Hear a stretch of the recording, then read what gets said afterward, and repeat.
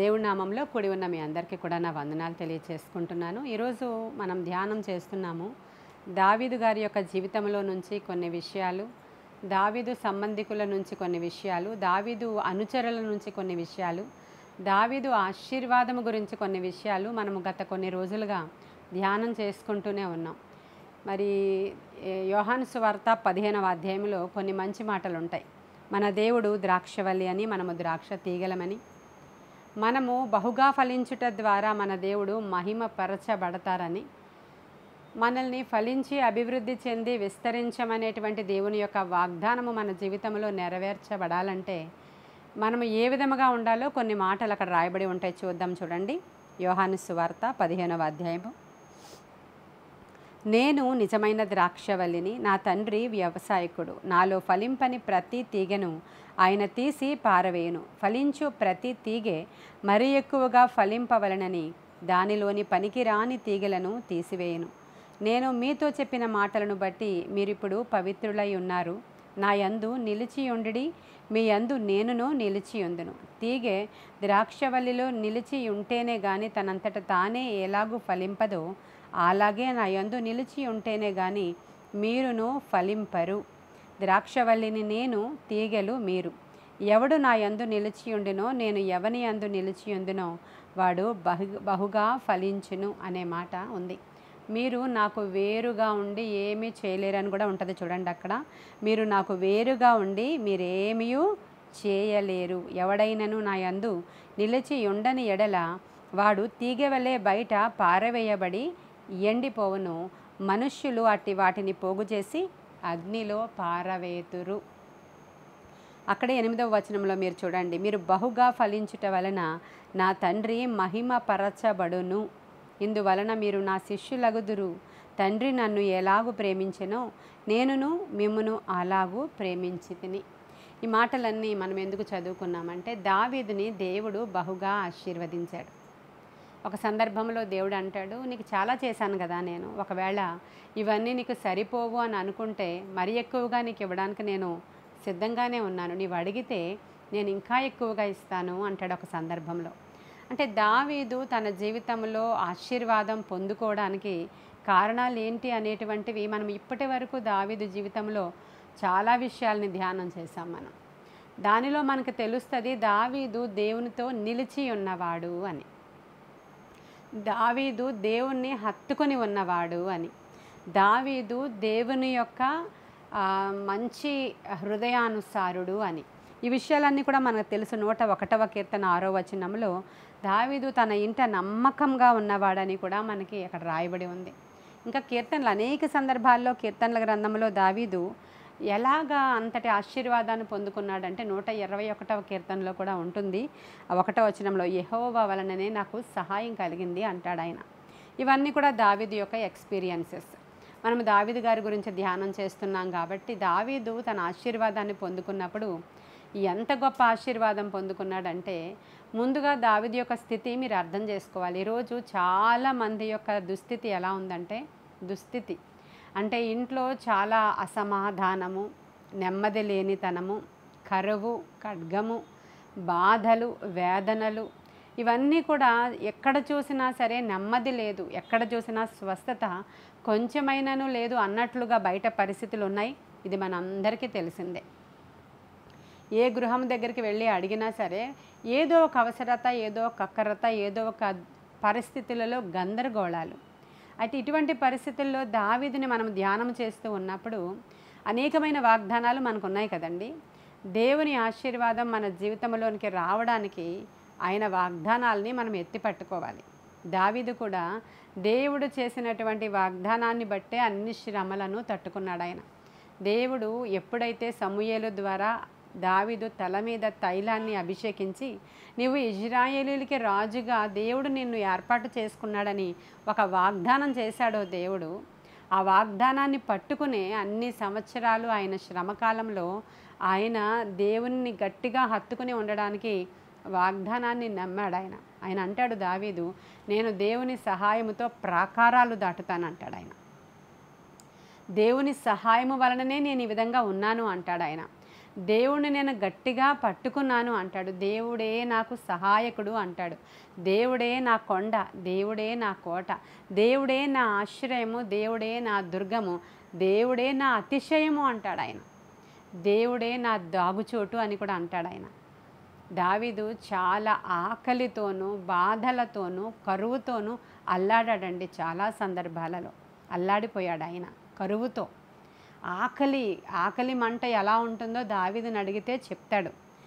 అలాంటి సందర్భంలో ఆయన ప్రయాణం అడవులలో గుండా రకరకాల భయంకరమైనటువంటి థ్రెట్ అంటారు కదా, సౌలు దగ్గర నుంచినటువంటి ఒక భయంకరమైనటువంటి ఆ యొక్క దాన్ని తెలుగులో ఏమంటారు అంటే అతను బెదిరించబడుతూ ఉన్నటువంటి ఆ సందర్భంలో ఒకానొక సందర్భంలో చాలా ఆకలిగా ఉంది దావీదుకి తనతో ఉన్నవారికి. తినడానికి ఏమీ లేనప్పుడు అహీమెలెకు దగ్గరికి వస్తారు. చూడండి ఆ విషయం 1వ సమూయేలు గ్రంథము 21వ అధ్యాయము 3వ వచనంలో మీకు దొరుకుతుంది. నీ వద్ద ఏమైనా ఉందా అని అడిగినప్పుడు ఆ యాజకుడు అంటాడు, నా దగ్గర ఏమీ లేదు, మందిరంలో ఉన్న రొట్టెలు తప్ప ఇంకా ఏమీ లేవన్నప్పుడు ఆ మందిరంలో ఉన్నటువంటి రొట్టెలు నాకు ఇస్తావా అని అడుగుతాడు. అంటే దేవుని మందిరములో ఉంచబడిన రొట్టెల్ని కూడా అడిగి తినేటువంటి పరిస్థితి దావీదుకి. ఒకానొక సందర్భంలో అదుల్లాము గుహలో దావీదు ఉన్నప్పుడు, దావీదు వచ్చేసాడు, వెళ్ళిపోయాడు, అదుల్లాము గుహలో ఉన్నాడని తెలిసినప్పుడు దావీదు బంధువులందరూ దావీదు దగ్గరికి వచ్చేస్తారు. మనము ధ్యానం చేస్తున్నటువంటి విషయాల్ని మనము ఒక వారం క్రితం ధ్యానం చేశాము ఈ విషయాన్ని. తల్లిదండ్రులు కూడా దావీదు దగ్గరికి వచ్చేసారు అదుల్లాము గుహలోనికి. అన్నదమ్ములు, తల్లిదండ్రులు అందరూ వచ్చినప్పుడు దావీదుని తరమబడుతున్నాడు. దావీదు ఎక్కడున్నాడో తెలిసిపోయినప్పుడు అక్కడ నుంచి వేరే చోటకి షిఫ్ట్ అవ్వాలి. ఇప్పుడు తల్లిదండ్రులు అతని దగ్గర ఉన్నారు, వచ్చిన వాళ్ళు అతని దగ్గర ఉన్నారు, అందరినీ పోషించాలి దావీదు. ఆయనకు అనేక మంది అనుచరులు వస్తున్నారు. వచ్చిన వాళ్ళందరూ కూడా వచ్చేటప్పుడు ఏమైనా మొదట్లో డబ్బులు పట్టుకొని వచ్చారా అంటే వాళ్ళ అప్పుల్లో ఉన్నవాళ్ళు. దావీదు అప్పులో ఉన్నాడు, వాళ్ళ అప్పులో ఉన్నారు. వాళ్ళు వచ్చిన వాళ్ళు అసమాధానంగా ఉన్నారు, వచ్చిన వాళ్ళు బాధలతో ఉన్నారు, బంధకాలలో ఉన్నారు, అందరూ ఒకే జాతిలో ఉన్నారు అక్కడ. ఆ సమయంలో తల్లిదండ్రులను పోషించలేకపోయాడు దావీదు. అసలు తల్లిదండ్రులు ఎందుకండి దావీదు దగ్గరికి వచ్చేయాలి? మీకు ఎప్పుడైనా డౌట్ వచ్చిందా? ఎక్కడో ఉన్నారు కదా వాళ్ళు, బెత్లెహేములో అక్కడే ఉండొచ్చు కదా. ఈ సౌలు యొక్క గురి దావీదు మీద కదా. దావీదు ఎక్కడో తిరుక్కుంటున్నాడు, ఎక్కడో అడవిలో ఉన్నాడు, ఎక్కడో అదుల్లాము గుహలో ఉన్నాడు, అక్కడే ఉండనివ్వచ్చు కదా. వీళ్ళు ఎందుకు వచ్చారు అని అంటే దావీదును పట్టుకోవాలి అని అంటే దావీదు తల్లిదండ్రులను కానీ తీసుకుని వెళ్ళి సౌలు బంధిస్తే ఖచ్చితంగా దావీదు రావాలి సౌలు దగ్గరికి. కాబట్టి దావీదు బంధువుల్ని, దావీదు తల్లిదండ్రుల్ని, దావీదు సహోదరుల్ని సౌలు తరుముతున్నాడు. వాళ్ళని కానీ పట్టుకుంటే మనం క్యాచ్ చేస్తే దావీదుని ఈజీగా ఇక్కడ నీ తల్లిదండ్రులను బంధించాము రా అంటే వస్తారు కదా. అందుకే వారు కూడా పారిపోయి దావీదు దగ్గరికి వచ్చేశారు. ఇప్పుడు అంతమందిని పోషించాలి. ఇప్పుడు పేదరికమే ఉంది అక్కడ. చాలా భయంకరమైన స్థితిలో దావీదు వెళ్ళాడు. ఈరోజు జ్ఞాపకం చేసుకోవాలి, దావీదుని ఆశీర్వదించిన అదే దేవుడు నేడు సజీవుడై ఉన్నాడు. ప్రియమైన దేవుని బిడ్డలారా, ఈరోజు నువ్వు కరువులో వెళ్ళొచ్చు, రొట్టె కొరకు కూడా ఒకసారి కష్టంగా ఉండొచ్చేమో, ఒక్కొక్కసారి అప్పుల ఊబిలో కూరుకొని పోయి అసమాధానంతో ఇల్లంతా నింపబడి, దీనికి తోడు రకరకాలుగా నీ బిడ్డలు పెడుతున్న టార్చర్ అవ్వచ్చు, భర్త పెడుతున్న టార్చర్ అవ్వచ్చు, ఇంకా నీ బంధువులు అత్తింటి వారు పెడుతున్న టార్చర్ అవ్వచ్చు, ఇంట్లో అసలు క్షేమము లేనటువంటి పరిస్థితి అవ్వచ్చు, ఏది ఏమైనా కానివ్వండి. అలాంటి పరిస్థితులలో దావీదు ఎలా దాక్కుని ఉన్నప్పుడు ఎలాగ దేవుడు దావీదుకి ఆశ్రయదుర్గముగా ఉన్నాడో అదే దేవుడు నీకు నాకు కూడా ఆశ్రయదుర్గముగా ఉన్నాడండి ఈరోజు.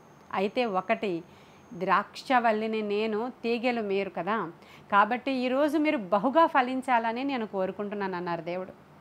ఎందుకంటే మీరు బహుగా ఫలించుట వలన నా తండ్రి మహిమపరచబడతారు. దావీదు ఫలించుట వలన దావీదు దేవుడు హెచ్చింపబడ్డాడు. హల్లెలూయా. ఈరోజు నన్ను కూడా దేవుడు ఫలింప చేయాలని ఆశపడుతూ ఉన్నారండి. ఫలించాలంటే మీరు ఏం చేయాలో ఇందాక నేను యోహాను సువార్త 15 చదివి వినిపించాను. మీరు నా యందును నేను మీ యందును నిలిచి ఉంటే మీకు అది అప్పుడు ఏమి ఇష్టమో అడగండి. ఎందుకంటే నేను మంచి వ్యవసాయకుడిని అంటున్నాడు ఆయన. నా తండ్రి వ్యవసాయకుడు. కాబట్టి ఏదైనా సరే మీలో ఫలింపని తీగలు ఏమైనా ఉంటే ఈరోజు కత్తిరించుకోవాలి. మీరు ఫలించని తీగల్ని కత్తిరించుకుంటే దేవుడు ఈరోజు మిమ్మల్ని ఫలించే వారిగా చేయాలని ఆశపడుతున్నారు. ఆదికాండములో మనుషులను దేవుడు సృజించిన తర్వాత చెప్పినది ఏంటంటే మీరు భూమిని నిండించి బహుగా మీరు ఫలించండి, ఫలించి అభివృద్ధి చెంది భూమిని నిండించండి. మీరు ఫలించి అభివృద్ధి చెందండి అనేది మానవునికి దేవుడిచ్చిన మొదటి దీవెన. మరి ఈరోజు మనము ఫలించి అభివృద్ధి చెందాలనే దేవుడు కోరుకుంటున్నాడు. మనము దావీదుని గురించి ధ్యానం చేస్తున్నాం, అనుచరుల గురించి ధ్యానం చేస్తున్నాం, దావీదు యొక్క కష్టాలను గురించి ధ్యానం చేస్తున్నాం, దావీదు యొక్క ఆశీర్వాదం గురించి. ఈరోజు మనము దావీదుని దేవుడు ఎందుకు ఆశీర్వదించారంటే, దావీదు దేవునితో గట్టిగా నిలిచి ఉన్నాడండి. ఆయనకి ఏమి ఇష్టం లేదో అవన్నీ సరిచేసుకుంటూ ఉన్నాడు దావీదు. దేవుని దగ్గర విచారణ చేయకుండా ఏమీ చేసేవాడు కాదు దావీదు. దేవుని యొక్క చిత్తానుసారంగా నడిచేవాడు దావీదు. శత్రువుని సహా ప్రేమించే మనసున్నవాడు దావీదు. అభిషేకించబడిన వారిని ముట్టకూడదనే జ్ఞానం ఉన్నవాడు దావీదు. దేవుడు అని అంటే ఒక భయము కలిగిన వాడు దావీదు. దేవుడు అంటే ప్రేమ కలిగిన వాడు దావీదు. ఆయన దినమునకు ముమ్మారు దేవునితో సావాసం చేస్తూ 7 మార్లు స్తుతిస్తూ ప్రార్థన చేస్తూ ప్రార్థనలతో నిలకడగా నిలిచి ఉన్నాడు దావీదు. మీరు యోహాను సువార్త 15 ఈ వాక్యం అయిన తర్వాత చదువుకోండి. నేను నీ యందును నీవు నా యందును నిలిచి ఉంటే అంటాడు ఆయన. దావీదు ప్రతి పరిస్థితుల్లో కూడా దేవుని యందు నిలిచి ఉన్నాడంట, నిలిచి ఉన్నాడు.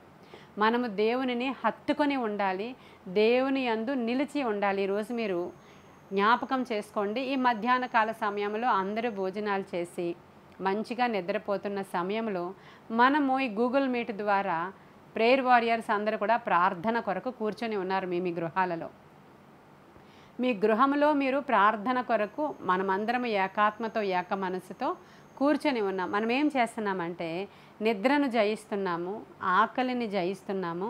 ఈ స్థలంలో దేవుని కొరకు 3 గంటల సమయము విజ్ఞాపనకర్తలతో మేము ప్రార్థనకు ఉపక్రమించామని మీరందరూ కూడా లింక్ అయి ఉన్నారని నేను నమ్ముతున్నాను. ఇప్పుడు ఎంతమంది అయితే మీరు లింక్ అయి ఉన్నారో, మీరు ఏ ఏ స్థలాలలో ఉన్నారో మీరందరూ కొన్ని తీగలను ఈరోజు బయట పారవేశారు. ఆ తీగలు ఏంటంటే నిద్ర మత్తు అనేటువంటి తీగ. ఇన్ని రోజులు మధ్యాహ్న కాల సమయంలో మంచిగా నిద్రపోతారు కదా తినేసి. కొంతమంది తిని నిద్రపోతారు. దాన్ని జయించినప్పుడు మీకు జయమంటాడు దేవుడు. మీరు నిద్ర మత్తుతో ఉండకండి, మీరు పగటివారు, చీకటివారు మీరు కారు. కాబట్టి మెలకువగా ఉండండి. మరి మీరు మెలకువగా ఉండడం ద్వారా శోధనని మీరు జయిస్తారు అంటాడు ప్రభువు. యోనా ఒక సమయంలో నిద్రపోతూ ఉన్నప్పుడు ఆయన ఏమన్నాడంటే, ఓయి నిద్రపోతా అంటున్నాడు అన్యుడు వచ్చి. ఈ సమయము అతలాకుతలంగా ఉంది. ఈ సమయము ఓడలో తుఫాను రేగింది. ఈ సమయము అందరూ చచ్చిపోయేటువంటి స్థితిలోనికి వెళ్ళిపోతున్నారు. ఈ సమయము ఎవరి దేవుళ్లకు వారు ప్రార్థన చేయాల్సిన సమయము. ఈ సమయంలో నిద్రపోతున్నావు అంటే నీవు నిద్రపోతువే కదా అంటున్నాడు ఆయన. అసలు నువ్వెవరివి, దేనికి సంబంధించిన వాడవి, నీ దేవుడెవరు, అసలు నువ్వు దేని కొరకు ఈ వాడలో ప్రయాణం చేస్తున్నావని ఆ వాడ నావికుడు అడిగినప్పుడు భూమికి ఆకాశానికి సృష్టికర్త ఎవరో ఆ దేవుని సేవకుడు అంటున్నాడు. మళ్ళీ మనమందరము ఆ దేవుని బిడ్డలమే. నిద్రమత్తులము కాక అంటే ఇటువంటి తీగలు మనము జయించాలి. దావీదు అంటాడు, రాత్రికాల సమయములలో నా కను రెప్పలు ఇలా పడడం లేదు, ఇంకా వేకువ అవ్వకముందే నా కనులు ఇలా తెరుచుకుంటున్నాయి అంటాడు. ఎందుకంటే ఆయన నిద్రమత్తును జయించినవాడు దావీదు. ఆయన ఆ తీగను బయట పారవేసుకున్నాడండి. ఆయన ప్రతిదాన్ని కూడా జయించాడు దావీదు. అలాంటి తీగలు మనం ఈరోజు ప్రభువు యందు నిలిచి ఉండాలంటే కొన్ని తీగలను మీరు తీసి అవతల విసిరేయాలి. కొన్ని నిర్ణయాలు తీసుకోవాలి. ఈ రోజుకి మనకి 13 రోజులు గడిచిపోయాయి. 7వ నెలలో మనం ఇంకొన్ని రోజులు ముందుకు వెళ్ళిపోతూ ఉన్నాం. ఈ లోపల మనం ఏం చేసుకోవాలంటే మన దేవుడైనటువంటి ద్రాక్షవల్లిని మనం హత్తుకొని తీగలను మీరు తీసి పారవేస్తే మనుష్యులు దాన్ని బయటికి విసిరివేసి తగులబెట్టేస్తారంట. అప్పుడు నిలిచినటువంటి ఈ తీగె బహుగా ఫలిస్తుందంట. బహుగా ఫలించుట ద్వారా దేవుడు మహిమ పరచబడతారంట. దావీదు బహుగా ఫలించాడండి. యోసేపు బహుగా ఫలించాడు. కారణం ఏంటంటే వారి జీవితంలో ఉన్న అనవసరమైనటువంటి తీగల్ని వాళ్ళు కత్తిరించుకున్నారు.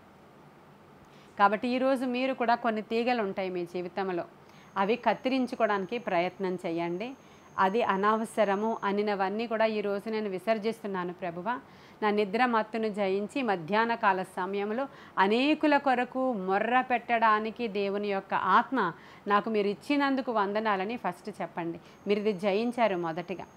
కాబట్టి దావీదుకి ఏం జరిగింది? ఆయన దేవుని యందు నిలిచి ఇప్పుడు చాలా కష్టాలలో ఉన్నాడని చెప్పాను నేను. ఇందాక రొట్టె కొరకు కూడా ఒక యాజకుడు దగ్గరికి వెళ్ళి అడుగుతున్నాడు, మాకు రొట్టె కావాలి. అప్పులలో ఉన్నవారు నాతో ఉన్నారు, నా తల్లిదండ్రులు కూడా నాతో ఉన్నారు.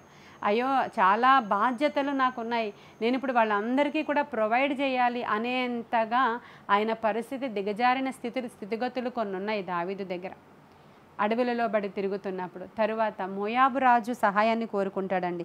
1వ సమూయేలు గ్రంథము 22వ అధ్యాయము 3వ వచనంలో మీరు చూస్తే మోయాబు రాజు దగ్గరికి వెళ్ళి అడుగుతున్నాడు, నేను పరుగులు పెడుతూ ఉన్నాను, నేను నా ప్రాణాన్ని కాపాడుకోవడానికి నేను తిరుగులాడుతూ ఉన్నాను, నా తల్లిదండ్రులను నా యొక్క పరిస్థితి చక్కబడే వరకు నీ దగ్గర ఉండనిస్తావా అని శరణు జొచ్చుతున్నాడు దావీదు. చూసారా, కొన్ని సందర్భాలలో తల్లిదండ్రులను కూడా పోషించుకోలేకపోతున్నాను, వాళ్ళని ప్రొటెక్ట్ చేసుకోలేకపోతున్నాను, వారిని ఆదరించలేకపోతున్నాను, కొన్నాళ్ళు నీ దగ్గర నేను మళ్ళీ చెప్పే వరకు నీ దగ్గర ఉంచుతావా అని మోయాబు రాజు యొక్క సహాయము కొరకు దావీదు వెళ్ళిన సందర్భాన్ని అక్కడ చదువుకోండి. ఇప్పుడు మనం చదివిస్తే పైన 1 hour వచ్చేస్తుంది కదా మెసేజ్, అందుకే చదివించట్లేదు. రిఫరెన్స్ ఇచ్చాను కదా, చదువుకోండి మీరు తర్వాత. కాబట్టి మోయాబు రాజు దగ్గరికి వెళ్ళి శరణు జొచ్చుతాడు ఆయన. కాబట్టి ఇలాంటి పరిస్థితులలో ఉన్న దావీదు ఎలా ఆశీర్వదింపబడ్డాడు, ఎంత ఆశీర్వదింపబడ్డాడు. దావీదు కట దినదినము కూడా సహాయం వచ్చేది అని రాయబడి ఉంది. హల్లెలూయా. దావీదు యొక్క దండు అంటే 1వ దినవృత్తాంతాల గ్రంథము 12:22 ఇవన్నీ మొన్నటి నుంచి మీకు చదివిస్తున్నవే నేను.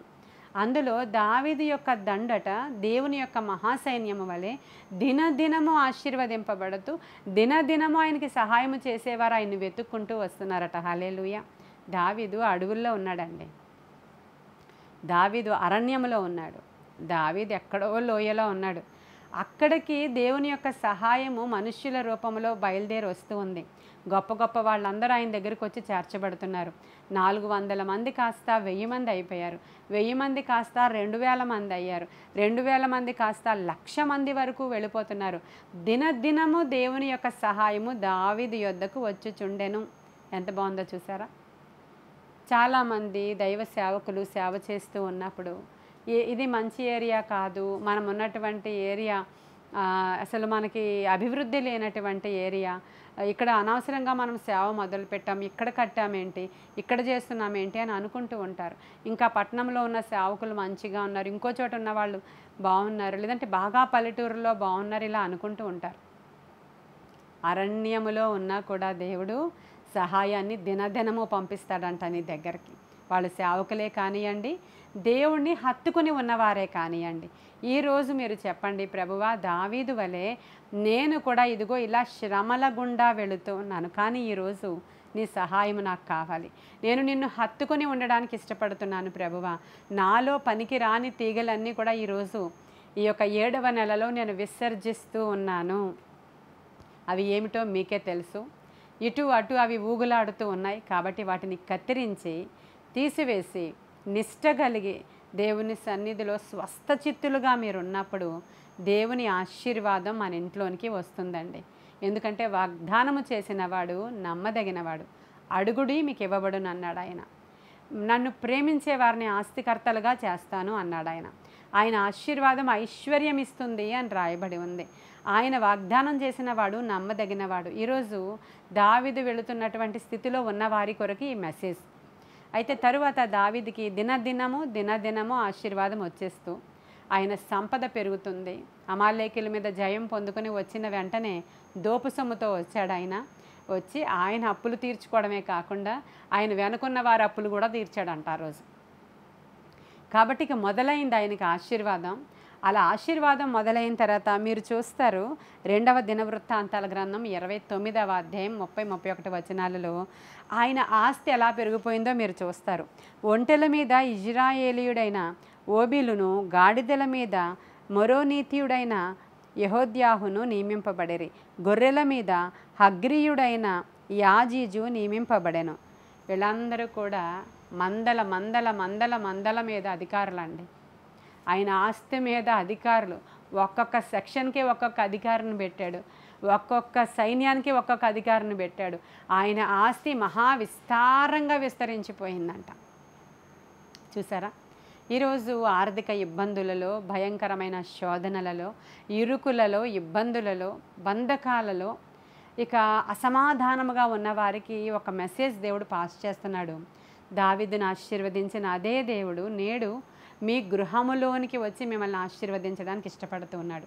ఇది ఏదో పాజిటివ్గా ఈ మాటలు చెప్తే మంచిగా ఉంటుంది అని నేను చెప్పడం కాదు. అనుదినము ధ్యానం చేసుకుంటున్నాం, అనుదినము ఇటువంటి మెసేజెస్ కాదు, అనుదినము కరెక్షన్స్ చెప్పుకుంటున్నాం మనం. ఈరోజు కరెక్షన్స్ తీసివేసుకుంటే ఏ విధమైన ఆశీర్వాదం వస్తుందో, ప్రతి దినము కూడా దావీదు ఒక ప్రార్థన చేసుకునేవాడు. నన్ను పరీక్షించు, పరిశీలించు, పరిశోధించు అనే ప్రార్థన దావీదు చేసుకొని, నీకు ఆయాసకరమైన మార్గాలు ఏమైనా నా యందు ఉన్నాయేమో అవన్నీ తీసివేయి ప్రభువా అని చెప్తాడు ఆయన. నీవు చెప్పగలవా మరి? నా యందు ఆయాసకరంగా ఏమైనా ఉందేమో చూపిస్తావా ప్రభువా అని మీరు చెప్పగలరా? మనల్ని మనమే సెల్ఫ్ పిటీ అంటారు దాన్ని. మనల్ని మనమే మన యొక్క పరిస్థితిని బట్టి మీ కొరకు మీరే చింతపడిపోతూ ఉంటారు. అందుకే ప్రభు చెప్పారు, మీరేం అటువంటి చింతలు పెట్టుకోకండి, చింతించుట ద్వారా నీ ఎత్తు ఒక మోరడు ఎక్కువ నువ్వేమీ చేసుకోలేవు. ప్రతి దానికి సొల్యూషన్ బైబిల్లో ఉంది. కూర్చొని చింతించుట ద్వారా నీవేమీ తెచ్చుకోలేవు అన్నాడు ఆయన. కొంతమంది అలా వాళ్ళ మీద వాళ్ళే జాలి పడిపోతూ ఉంటారనమాట. ఇందాక నేను చెప్పిన మాట, జాలి పడిపోతూ ఉంటారు. వాళ్ళ వల్లే నేను ఇలా అయిపోతున్నా, వీళ్ళ వల్లే నేను ఇలా అయిపోతున్నా, నా భర్తే ఇలా అయిపోవడానికి కారణం, నా పిల్లలే నేను ఇలా దిగజారిపోవడానికి కారణమని వాళ్ళు చాలా బాధపడిపోతూ వాళ్ళ మీద వాళ్ళు జాలి పడిపోతూ ఉంటారు కొన్ని సందర్భాలలో. మన గృహంలో ఎవరమైతే దేవునితో నిలిచి ఉండి మనం ప్రార్థనా పరులమై ఉన్నామో మనము చాలండి దేవుని యొక్క కార్యాలని మన గృహంలోనికి తెచ్చుకోవడానికి. దావీదు వాళ్ళ నాన్నగారు, వాళ్ళ అమ్మగారు, వాళ్ళ అన్నయ్యలు అందరూ కలిసి రోజు ప్రేయర్ మీటింగ్ చేసే వాళ్ళని ఎక్కడ రాయబడలేదు. దావీదు దేవునితో ఉన్నంతగా ఎవరు లేరు, కానీ దావీదుని హత్తుకొని ఉన్న వాళ్ళందరూ ఆశీర్వదింపబడ్డారు. కాబట్టి దావీదు దేవునితో ఉన్నట్లుగా ఈరోజు మనము ప్రతి పరిస్థితిలో కూడా దేవునితో సంబంధము కలిగి ఉన్నట్లయితే దేవుడు అద్భుత కార్యం చేస్తాడు. ప్రియమైన దేవుని బిడ్డలారా, దావీదు యొక్క ఆశీర్వాదము దినదినాభివృద్ధి నొందిందంట. ఆ దినాలలో ఆశీర్వాదం ఆయన దగ్గరికి వచ్చేసిందంట. అనేక సందర్భాలలో ఏ పరిస్థితుల్లో ఉన్నా కూడా చాలా నెమ్మదిగా నేను పండుకొని నిద్రపోదును అంటాడు ఆయన. రాత్రి సమయంలో నేను నెమ్మదిగా పండుకొని నిద్రపోదును, సమాధానము నా హృదయంలోకి వచ్చింది. ఎందుకంటే నేను యెహోవా మీద ఆధారపడ్డాను కాబట్టి, ఆయన మీద ఆనుకొని ఉన్నాను గనుక నేను నెమ్మదిగా పండుకొని నిద్రపోవుదును అంటాడు. అంటే అటువంటి సమాధానము మన హృదయంలోనికి రావాలండి. జ్ఞాపకం పెట్టుకోండి, ఇది చాలా ఇంపార్టెంట్ పాయింట్. మన ఇంట్లోనికి ఆశీర్వాదం రావాలంటే, మీ ఇంట్లో ఒక అద్భుతం జరగాలంటే, మీ ఇంట్లో ఒక కార్యము జరగాలంటే నది వలె సమాధానము మీ ఇంట్లోనికి రావాలని యెషయా గ్రంథకర్త చెప్తున్నాడు. చదువుదామా మాట? యెషయా గ్రంథము 66వ అధ్యాయము 12వ వచనం. యెహోవా ఈలాగు సెలవిచ్చుచున్నారు, ఆలకించుడి, నది వలె సమాధానమును ఆమె యొద్దకు పారజేయుదును. మీరు జనముల ఐశ్వర్యము అనుభవించినట్లు ఒడ్డు మీద పొర్లి పారు జలప్రవాహము వలె మీ యొద్దకు దానిని రాజేతును. హల్లెలూయా. నది వలె సమాధానము మన దగ్గరికి వస్తే జనముల ఐశ్వర్యము మనము అనుభవిస్తామంట. ప్రియమైన దేవుని బిడ్డలారా, పొర్లిపారు జలప్రవాహము వలె మన దగ్గరికి ఆశీర్వాదం వస్తుందట. సమాధానము మీ హృదయములలో నిలిచి ఉండనీయండి అంటున్నాడు ఆయన. చాలా గృహాలలో సమాధానము లేని కారణంగా మీరు దేవుని యొక్క కార్యాలని పొందుకోలేకపోతున్నారు. ఫిలిప్పీలకి రాసిన పత్రికలో ఉంటుంది కదా ఒక మాట, 4వ అధ్యాయము 7వ వచనంలో, సమస్త జ్ఞానమునకు మించిన దేవుని సమాధానము అనే మాట ఉందా? సమస్త జ్ఞానమునకు మించిన దేవుని సమాధానము, సమస్త జ్ఞానమునకు మించిన దేవుని సమాధానము మన హృదయములలోని ఏలుచుండనీయుడి. మనకి సమాధానము కలుగునుగాక అనే దీవెన ప్రార్థన అయిపోయిన తర్వాత ఆశీర్వాద ప్రార్థనలో ఆ మాట పలుకకుండా మనల్ని పంపించరు. సమాధానము దీవెన మన జీవితంలో ఉండాలి. సమాధానం ఆత్మ నదిలాగా మన గృహాలలోనికి ఎంత సమాధానంగా ఉంటే మీ ఇంట్లో అంత ఆశీర్వాదం మీ గృహంలోనికి వస్తుంది. చాలా గృహాలలో సమాధానం ఉండదు కదా. 24 గంటలు లేని దాన్ని బట్టి విసుక్కుంటూ సణుక్కుంటూ తిట్టుకుంటూ కొట్టుకుంటూ ఇళ్లల్లో సమాధానాన్ని రానిరు, తరిమివేస్తారు సమాధానాన్ని. సమాధానము ద్వారా ఆశీర్వాదం లోపలికి వస్తుందంట. ఒకానొక సందర్భంలో దావీదు తన మనసు కొట్టుకుపోయిందంట. మొన్నటి దినాన ఫ్రైడే చెప్పాను మీకు, ఫ్రైడేయో థర్స్డేయో చెప్పాను ఆ వర్తమానం. దావీదు జనాభా లెక్కల్ని చూడమని చెప్పినప్పుడు యోవాబు వద్దన్నాడు. కానీ దావీదు మాత్రం ఇంకే నియమనిష్టలు పాటించకుండా ఇమ్మీడియట్గా ఆ యొక్క జనాభా లెక్కల్ని తీసుకొని రండి అన్నప్పుడు వెంటనే ఆయన యోవాబు స్టార్ట్ చేశాడు. 9 నెలలు పట్టింది. దాను మొదలుకొని బెయేర్షెబా వరకు ఉన్నటువంటి ఆ ప్రజలందరినీ, ఎంతమంది సైన్యం ఉన్నారు, కత్తి దుయ్యవారు ఉన్నారు, యుద్ధవీరులు ఉన్నారు, వీళ్ళందరినీ కూడా కౌంట్ తీసుకొని వచ్చిన తరువాత ఆ ప్రవక్త వచ్చి దావీదు దగ్గర చెప్పినప్పుడు దావీదు మనస్సట కొట్టుకొని పోయింది అని రాయబడి ఉంది. ఆ కొట్టుకొని పోయినప్పుడు ఆయన ఏం చేస్తున్నాడు, సమాధానాన్ని మిస్ అయిపోయాడు. ఆయన హృదయంలో ఇంకా సమాధానం లేదు. 2వ సమూయేలు గ్రంథము 24వ అధ్యాయం 10వ వచనంలో చూసినప్పుడు దావీదు మనస్సు కొట్టుకొని పోయి అని రాయబడి ఉంది. సమాధానం కోల్పోయాడు, అసలు నెమ్మదిని కోల్పోయాడు. కారణం ఏమిటంటే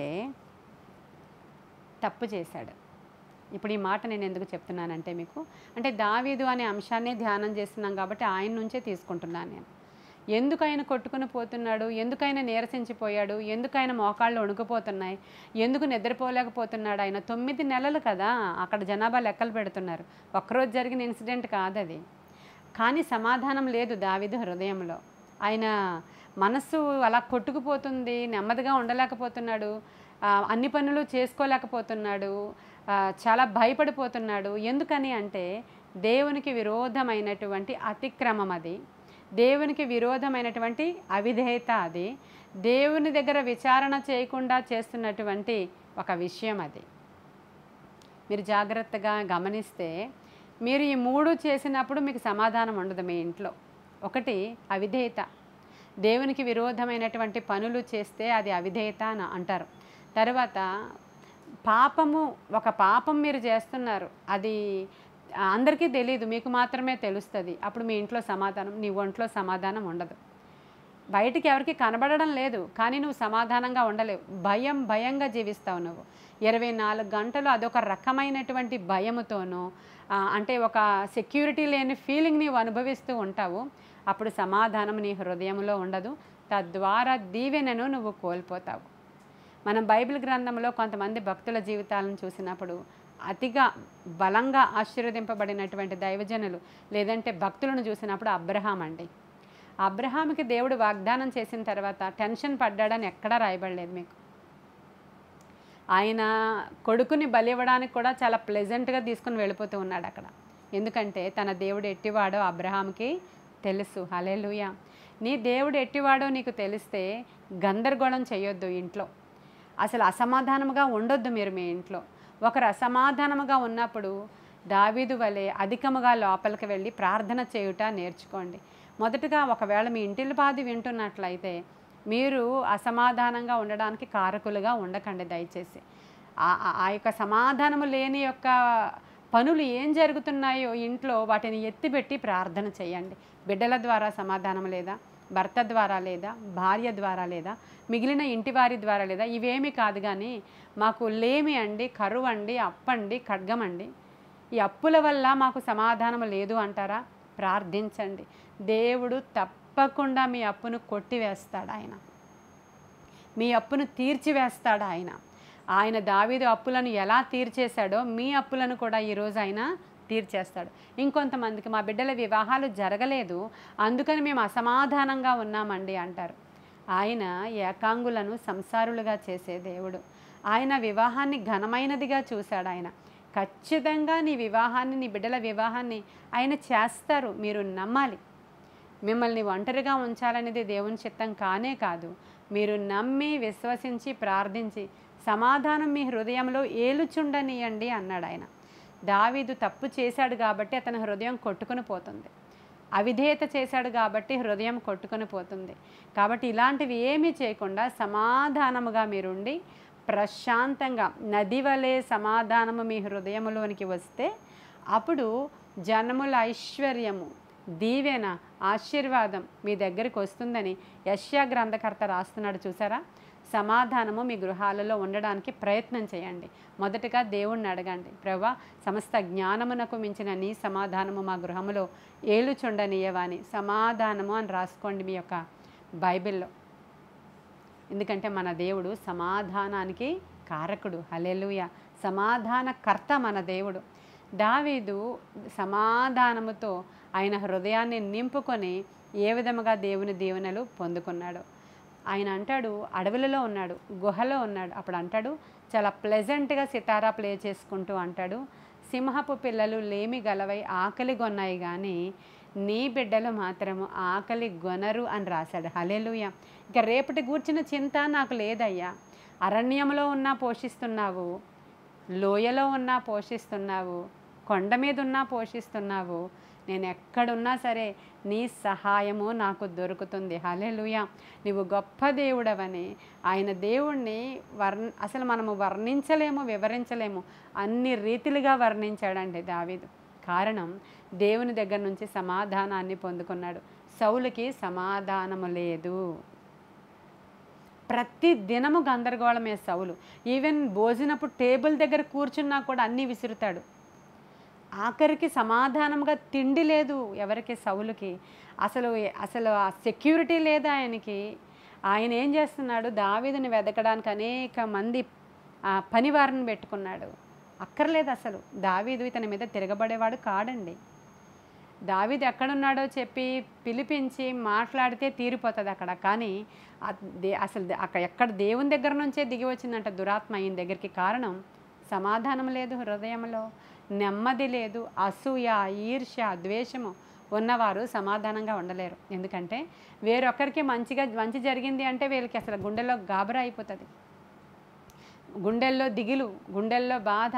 వాళ్ళ పిల్లలకి పెళ్ళిళ్ళు అయిపోయినాయా, వాళ్ళ పిల్లలకి మంచి ఉద్యోగాలు వచ్చినాయా, వాళ్ళు బాగుపడిపోయారా, వాళ్ళు ఈ విధంగా అయిపోయారా, వాళ్ళు ఈ విధంగా అయిపోయారా.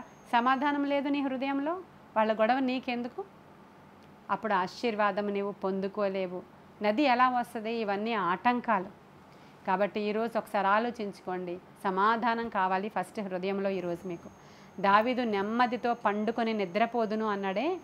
పండుకొని నిద్రపోయి ఉదయాన్నే మేల్కొంటాను, నా ప్రక్కన 10,000 మంది పడినా నాకు అపాయం ఏమి కూడా రాదు, ఏ తెగులు నా గుడారాన్ని సమీపించదని దావీదు ఎలా చెప్పాడో ఈరోజు ఈ మాటలు మీరు వీలైతే బైబిల్లో లేదంటే డైరీలో రాసుకొని, సమాధానపు ఆత్మ మా గృహంలోనికి వచ్చునుగాక అని మీరు మాట్లాడినప్పుడు దేవుడు తప్పకుండా సమాధానాన్ని ఇస్తాడు. అబ్రహాము ఎంత సమాధానంతో ఉండబట్టి దినదినాభివృద్ధి నొందాడండి. చాలా ఆశీర్వాదం. నోవహు ఎంతమంది ఎన్ని మాటలు మాట్లాడినా అదే సమాధానంతో దేవుడు చెప్పిన పనిని ఎలా జరిగించాడో చూడండి. హానోకు ఎలా దేవునితో నడిచాడో చూడండి. ఈ భక్తులందరూ ఆశీర్వదింపబడినవారు. దీవెన ఇదిగో ఇటువైపు అంతా ఈ ప్రాంతం ఒక కొడుక్కి, ఈ ప్రాంతం అంతా ఒక కొడుక్కి అని చెప్పి ఆ యొక్క నోవహుకి దేవుడు ఎలా దీవించాడో ఆయన సమాధానంగా ఉన్నాడు. అంతవరకు ఎందుకండి? సొలొమోను అంటే అర్థం ఏంటో తెలుసు కదా మీకు, సమాధానము. సొలొమోను జీవితంలో అప్పు ఎప్పుడైనా ఉందా ఒకసారి చెప్పండి నాకు. సొలొమోను జీవితంలో అయ్యో దావీదులాగా ఏదైనా వెతుక్కుని వెళ్ళాడా అంటే ఏమీ లేదు. ఎందుకంటే ఆయన పేరే సమాధానం. ఆయన జీవితంలో ఎప్పుడు కూడా ప్లెజెంట్గా మంచి మ్యూజిక్ వినుకుంటూ, మంచి భోజనం తీసుకుంటూ, మంచి కట్టడాలు కట్టుకుంటూ, మంచి దేవుని యొక్క మందిరాన్ని అసలు నిర్మించుకుంటూ, ఒక్క టైం వరకు ఆ సొలొమోన్ చాలా దేవునితో కనెక్ట్ అయి ఉన్నాడండి. ఆ మందిరము కట్టబడిన తరువాత అనేక మంది అన్య స్త్రీలను వివాహం చేసుకోవడం ద్వారా ఆఖరిలో ప్రసంగి అయిపోయాడు ఆయన. ఎక్కడ కూడా భూమి మీద కానీ, భూమి క్రింద కానీ, సూర్యుని క్రింద కానీ ఏమీ అంతా వ్యర్థమనే లెవెల్లోనికి వెళ్ళిపోయాడు ఆయన. కారణం ఏంటంటే దేవునికి అవిధేయత చూపించాడు కాబట్టి, దేవుని మాట వినలేదు కాబట్టి. ఆయన ఉన్నప్పుడు ఆయన రాజ్యంలో ఏ యుద్ధాలు లేవు, అసలు ఏ అసమాధానమే ఎక్కడా లేదు. ఆయన పేరే సమాధానం. ఆశీర్వాదం ఎలా వచ్చిందో చూడండి. సొలొమోన్ అంటేనే ఆశీర్వాదం. సొలొమోనును ఆశీర్వదించినట్టుగా ఇక ముందు కానీ వెనక కానీ ఎవరికి అంతటి ఆశీర్వాదం ఉండదంట. బైబిల్లో రాయబడి ఉంది. అంటే ఆయన పేరే అది. ఆయన సమాధానాన్ని నది వలె ఆయన సమాధానం ప్రవహించింది ఆ దేశంలో. ఆ సొలొమోను రాజ్యము చేసిన నాళ్ళు ఒక్క యుద్ధము కూడా లేదు. మనము రాజులము కాము కానీ మన ఇంట్లో జరిగే యుద్ధాల గురించి మాట్లాడుతున్నాను నేను. దావీదు యొక్క ఆశీర్వాదం ఎంత పెరిగిపోయిందంటే, నేను నా కష్టకాలంలో సంపాదించిన సంపాదనలో దేవునికి ఎన్ని మణుగుల బంగారాన్ని కూర్చొని 10 కోట్ల మణుగులు అంటండి మన యొక్క అంటే ఎస్టిమేషన్స్లో వేస్తే.